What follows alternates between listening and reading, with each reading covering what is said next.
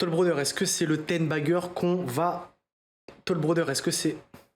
Tollbroder, est-ce que c'est le 10 bagger? Est-ce que c'est l'entreprise qu'il faut acheter tout de suite? On va regarder ça maintenant. Donc Tollbroder, dans quoi ils opèrent? Dans la conception, dans la création et dans la vente de maisons aux États-Unis, donc de maisons luxurieuses. Disclaimer avant de commencer cette vidéo, je ne suis pas conseiller financier, cette vidéo n'a pas pour but de vous placer un quelconque produit ou placement financier, elle a simplement un but analytique, je vous présente quantitativement et qualitativement une entreprise. On est tout de suite sur le graphique, donc on voit que depuis le début de l'année, on a eu de super belles hausses. Donc qu'est-ce qu'on veut voir sur ce genre d'entreprise? Donc on voit un PE assez faible, on a quand même connu ici voilà, des PE à 15, voilà, mais en moyenne, on est à peu près sur des PE entre 6, 8, peut-être 10. Donc on va aller à peu près sur ce genre d'idées-là. Donc on va regarder à peu près qu'est-ce qu'on a sur cette entreprise.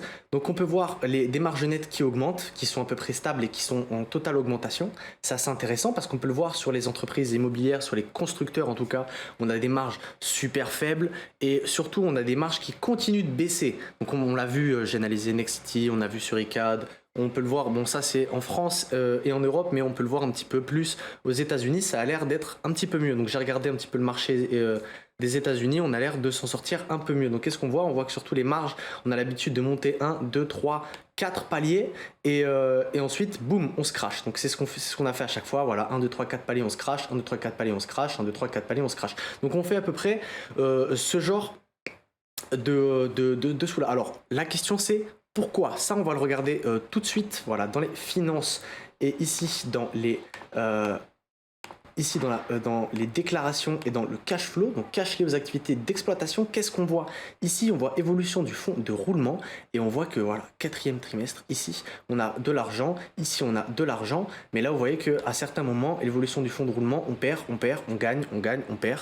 Donc on a pas mal de fonds de roulement. Donc pourquoi? Parce qu'on a des maisons qui continuent de gagner de l'argent parce qu'elles sont constamment réévaluées. Donc les maisons qu'on a en stock. Ensuite, on voit à peu près le prix auquel il peut les vendre. Donc on va regarder un petit peu qu'est-ce qu'on peut voir sur ce genre d'analyse. On veut des revenus qui augmentent. Donc on a des revenus qui augmentent de 10 à 20% par an.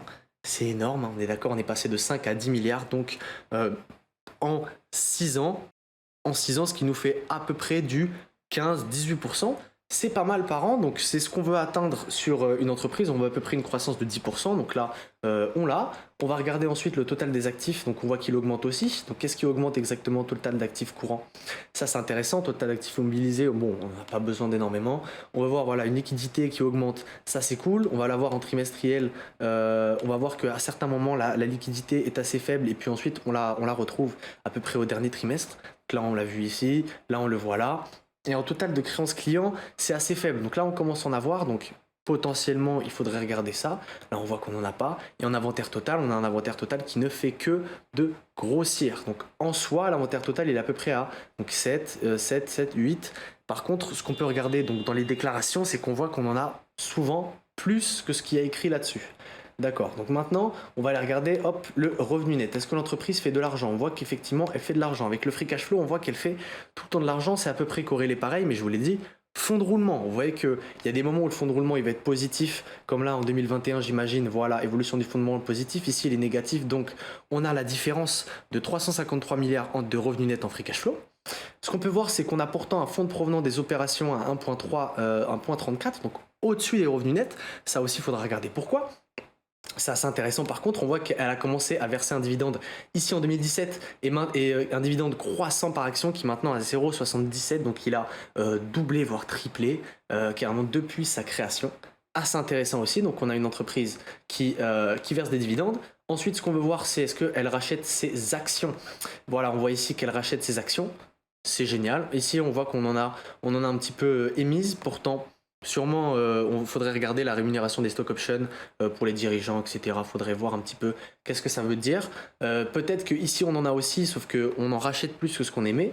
Donc la question, c'est à regarder ça aussi. Total de dividendes versés en espèces, vous voyez qu'on est vraiment sur pratiquement que dalle. Hein. Ça représente rien du tout dans le free cash flow. On doit être sur un ratio de paiement à 5%, j'imagine, voilà, 5,89%.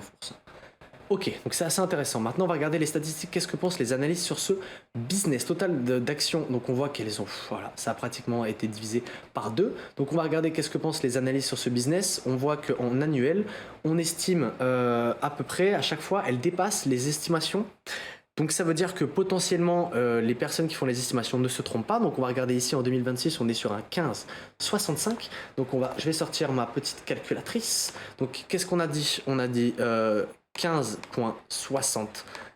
Je pense que je vais pas prendre la dette parce qu'elle est vraiment assez basse. De toute façon, je vous la montrerai après. On va multiplier ça par, imaginons, le PE qu'on a aujourd'hui, donc 6. On serait sur une action à 93 dollars seulement valorisée sur ses cash flows. Seulement que là, on est sur 6 en valorisation. Elle a déjà atteint des 10, des 14, des 15. Donc, si l'entreprise se met à redevenir pérenne en soi et qu'il n'y a pas d'incertitude sur le business, parce que actuellement sur l'immobilier il y a beaucoup d'incertitudes, mais au moment où il n'y en aura plus, on pourra regarder donc peut-être un 15,65 qu'on pourrait multiplier par un 10 fois les bénéfices, on arriverait à 156 dollars l'action. Donc potentiellement un x2 attendu d'ici 4 ans si l'entreprise se met à valoriser correctement par rapport à ce qu'elle vaut. Ensuite, on voit surtout quelque chose de très intéressant. On va regarder ça dans le bilan, le book value qui est à 60 dollars par action. Donc vraiment, vous achetez une entreprise qui vaut quelque chose, qui a des actifs tangibles. Alors ensuite, la vraie question, ça va être, est-ce que c'est des brevets? Est-ce que ça va être son parc de location? Est-ce que ça va être les maisons qu'elles vont vendre, etc. On voit qu'elle ne perd pas d'argent parce que les maisons qu'elle vend, les personnes en forte période d'inflation ne vont pas vendre en dessous de 10% de leur maison, ce qui est assez intéressant aussi. On va regarder maintenant ici, qu'est-ce qu'on peut voir? Net income par share a été de 400 millions, donc 3,73 net income par share dilué. Voilà, comparé à 2,35 pour le dernier semestre en 2022, qui était 2022 une bonne année pour à peu près tout le monde. Ça a été une bonne année pour eux, ça a été une bonne année pour tout le monde. Donc on peut voir une augmentation de près de 30 à 40%. Voilà, on a des contrats qui montent, c'est-à-dire que l'entreprise potentiellement continue à avoir des contrats. C'est assez intéressant. On a une vente de maison qui continue. Elle a payé plus de taxes, mais donc ça c'est normal parce qu'elle a fait beaucoup plus d'argent. Backlog value, on voit que ça a perdu, donc ça c'est à peu près les maisons qu'on a dans l'inventaire. Donc on voit que ça a baissé énormément, étant donné qu'il y a une certaine incertitude par rapport au marché. Pourtant, on a réussi à augmenter les marges sur les maisons, étant donné qu'on a eu une hausse des matières premières, enfin, vous voyez à peu près tous ces genres de choses qui ne sont pas contrôlables par l'entreprise. Voilà.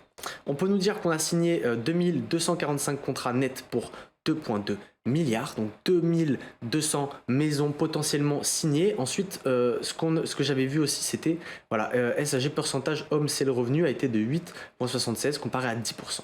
Voilà. Donc on a une entreprise qui en plus baisse ses coûts de production sur la vente de maisons, sachant que la vente de maisons représente 90 à 95% de son bénéfice. Donc on a une entreprise qui potentiellement pourrait continuer d'être intéressante. Alors après, bien sûr, ce sont les résultats fiscaux de ce trimestre. Ayant vu les résultats annuels, je peux vous dire que c'est une bonne entreprise. Après, ce sont uniquement mes analyses à moi et donc ne consistent en rien à une... ne consiste en rien. Là, je vous montre pourquoi est-ce que je n'ai pas pris la dette en compte, parce qu'on voit ici, à la fin du quarter, notre dette sur capital ratio a été de 20% et la totale des liquidités représente 2,8 millions. Donc on parle de l'inventaire total et en soi de la totale de liquidité. Donc on est en moitié en liquidité et en maison avec seulement la valeur nette de la construction. Pas de la vente, mais de la construction, sans compter la marge en plus de vente. Ce qui est assez intéressant, c'est-à-dire que là, je vais vous le montrer tout de suite, en bilan, en dette totale, on est à 2,83, c'est-à-dire que en dette nette, il n'y a rien du tout. Là, vous le voyez, on est à 1,80, mais en dette nette, on est à 0. L'entreprise peut totalement rembourser sa dette nette à l'heure d'aujourd'hui. Et si elle le fait avec les EBITDA, je dirais qu'elle pourrait le faire entre 1 à 2 ans. On va regarder ça tout de suite. Les EBITDA, j'imagine qu'ils seront à 1. Voilà, on est à 500 millions, c'est-à-dire que les EBITDA représentent exactement le free cash flow qu'on va générer, voire sûrement moins, parce qu'on peut le voir ici, voilà, les free cash flow sont à peu près identiques, voire voilà, vous le voyez, en annuel on est à 900 millions pour les free cash flow et en EBITDA on est à 1,59.